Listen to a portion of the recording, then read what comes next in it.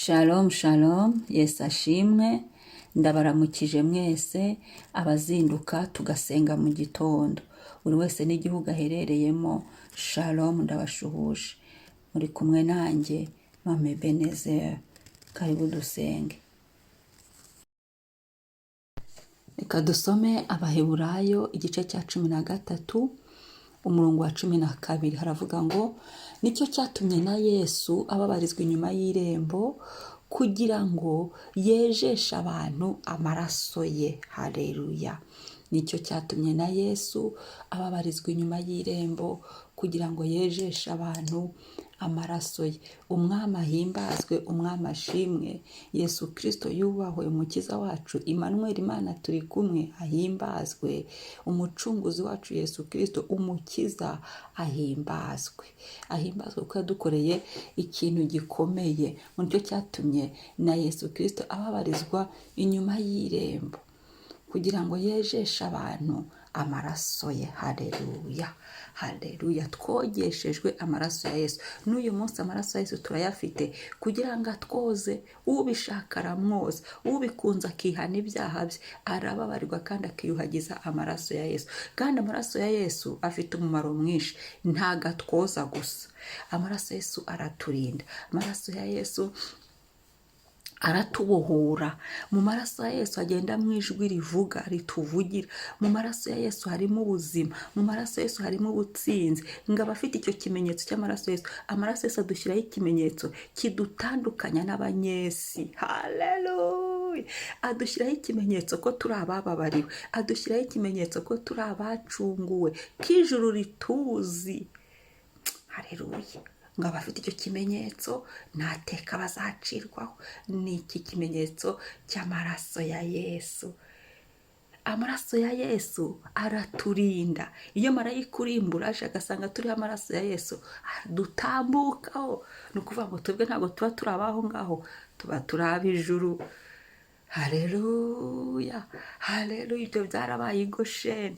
Bari basize amaraso y'umwana w'intama ku nkomanizo z'imiryango yabo, baba amahoro. N'uyu munsi kandi y'amaraso ya Yesu tuyasize ku byacu n'abacu, bararindwa, baba amahoro. Umwami ahimbazwe. Ndagira ngo uyu munsi dusoze icyumweru cyo kuramya. Twabaye mu cyumweru cyo kuramya, reka uyu munsi dusoze turamya amaraso ya Yesu. Ni amaraso y'igiciro cyinshi. Bibiliya yavugaho cyane, natwe kandi hari byinshi twayavugaho. Nyuma yaho umenyeye aya maraso, nyuma yaho wakeze nk'umwami n'umukiza, hari byinshi amaraso ya Yesu yagukoreye. Hari ahantu henshi amaraso ya Yesu yagiye atabara. Reka dushimire Yesu, ariko kandi tumushimire no kubw'amaraso ye. Tumuramye kubw'amaraso y'igiciro cyinshi. Ni amaraso utabona ahandi. N'uyu munsi ayo maraso ya Yesu turayafite, twarayahawe. Niyo mpamvu iyo twihanye tuyiyuhagiza, tukuhagira imibiri yacu, ingingo zacu, tukuhagira umwuka wacu, tukuhagira amazina yacu, tukuhagira ubugingo bwacu. Amaraso ya Yesu ntago ajya ashiramo imbaraga, ntago ajya ashiramo karite yayo. Ni amaraso meza. Haleluya, ndashima Yesu. Amaraso ya Yesu ndayakunda. Amaraso ya Yesu ndayakunda. Amaraso ya Yesu ndayakunda. Ayo maraso ni meza, ayo maraso ni meza. Hale, amaraso ya Yesu ndayakunda. Haleluya, amaraso ya Yesu ndayakunda. Amaraso ya Yesu ndayakunda. Ayo maraso ni meza, ayo maraso ni meza, ayo maraso ni meza, ayo maraso ni meza. Kadusenge. Yesu ndagushyira hejuru, uri mwiza. Waduhaye amaraso yawe ku buntu, nta kiguzi. Watugiriye neza ku buntu, nushimwe. Waduhagazeho mwami, nuhimbazwe. Twakiriye ubuntu bugenda mu maraso yawe, turabigushimira uyu munsi. Imbabazi zawe nizo zitubeshejeho. mu kwiyuhagiza amaraso ya Yesu biradufashije cyane, bitumye tutarimbuka. Warakoze Yesu, turagushimira ko wemeye ko aya maraso yawe y'igiciro cyinshi ameneka ku bw'ibyaha byacu. Erega ntago batubeshyera, umuntu yahemukiye Imana, umuntu yakoshereje Imana, umuntu yarenze ku by'Imana yamubwiye, akora icyaha. Ariko amaraso ya Yesu aradutarura, akatuvana iyo twari twararongotanijwe n'icyaha, iyo twari twarasizwe n'icyaha, iyo twari twarajugunywe n'ibyaha, iyo twari twarananirijwe n'ibyaha, iyo twari twaravumiwe n'ibyaha, akatuvanayo akatwinjiza mu rugo kwa Data. Ndagukunda amaraso ya Yesu, ndakwamamaje amaraso ya Yesu. Haleluya, haleluya.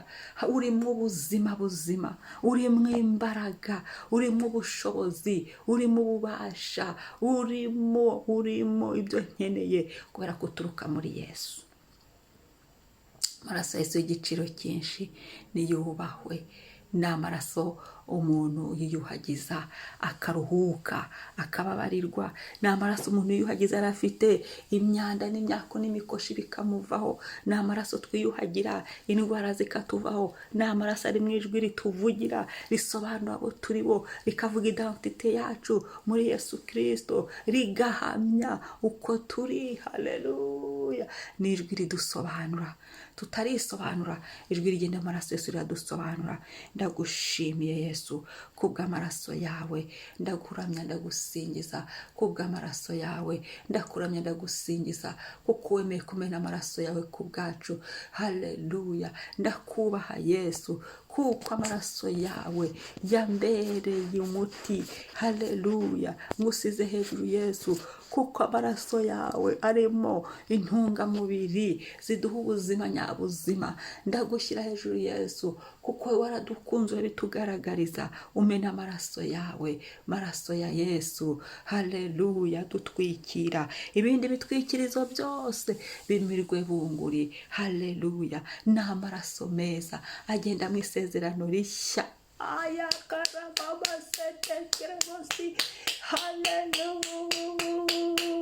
Ni amaraso agenda mu isezerano rishya. Ni amaraso iryo sezerano rishya rimira andi masezerano yose. Haleluya. Amaraso ya Yesu ndagushyira hejuru, ndagusingiza Yesu, ntama w'Imana nzima, kubw'aya maraso y'isezerano rishya avuguruza isezerano ryari rishaje. Amaraso ya Yesu avugurura amasezerano twakoreye Data, tumubwira, twongera kuza imbere ye nk'abana be. Ibyo twemeye imbere ye, amaraso Yesu arongera akabivugurura. Twabikoze nabi, amaraso Yesu arongera akaza akabivugurura. Iyo tutabikoze, amaraso Yesu araza akatwuhagira, tukaba bashya. Mu isezerano ryacu na Kristo ryo kumukurikira, ryo kumwizera, ryongera kuba rishya mu maraso ya Yesu Kristo. Shimwa Mwami, shimwa Yesu, niwubahwe gitare. Ndanezerewe, nusingizwe hafi na kure, uri nyir'ububasha bwinshi. Haleluya. Shimwa igorogota, aho nibyo byabereye. Ndagushimira Yesu ku musaraba wemeye gukozwa n'isoni. Uva amaraso mu mutwe, uva amaraso ku mugongo, uva amaraso mu biganza, uva amaraso mu birenge, uva amaraso mu rubavu. Wigeze kuva amaraso avanze n'amarira, wigeze kuva amaraso avanze n'ibyuya. Amaraso ya Yesu, umwuzuro wayo. Turawukunda, turawukunda, turagushimira Yesu kubw'umwuzuro w'amaraso yawe. Himbazwa uyu munsi mu minjagemo amaraso ya Yesu. Ibitagomba kubamo ntibibemo. Uyu munsi ngusemo amaraso ya Yesu. Mwami, isezerano ryose ritava ku Mana ryari riri kuri uyu munsi rimirwe bunguri n'isezerano rigenda mu maraso ya Yesu. Kandi ndasenze Mwami, andi masezerano yose yari aturiho atava ku mwuka w'Imana amirwe bunguri n'amaraso ya Yesu Kristo. Ibyo abantu basezeranye kutugirira nabi bimirwe bunguri n'amaraso ya Yesu Kristo. Ibyo abantu bahagurukirije muri iki gihe, ubugome n'ibindi byinshi byuzuye, bimirwe bunguri mu maraso ya Yesu. Ahubwo rata Papa, isezerano ryacu nawe rikomezwe n'amaraso yawe. Ibyo wadusezeranije bikomezwe n'isezerano rigenda mu maraso yawe. ibyo tuvugaho bikomezwe n'isezerano rigenda mu maraso yawe. Uyu munsi byandikweho ngo amaraso yose agenda mu isezerano rishya, amaraso yose agenda mu ijwi rituvugira, amaraso y'ububasha, amaraso y'ubushobozi, amaraso y'intsinzi, amaraso meza, amaraso meza. Turayakunda, turayakunda, turayashimira, turayashimiye. Yesu ndakuramya kubw'ibyo, kubw'amaraso yawe, ndakuramya kubw'amaraso yawe. Wubahwe kubw'amaraso yawe, usingizwe gitare. Haleluya. Gitare, gitare usingizwe, usingizwe hafi na kure, usingizwe Mwami, none n'ibihe bidashira. Amen, amen, amen. Reka mbifurize umunsi mwiza, icyumweru cyiza. Data bishimire, Yesu ashyirwe hejuru, kandi amaraso ya Yesu ababeho aho mujya hose. Niba uri mushyashya ntugende udakoze subscribe, kandi mwibuke gusangiza n'abandi.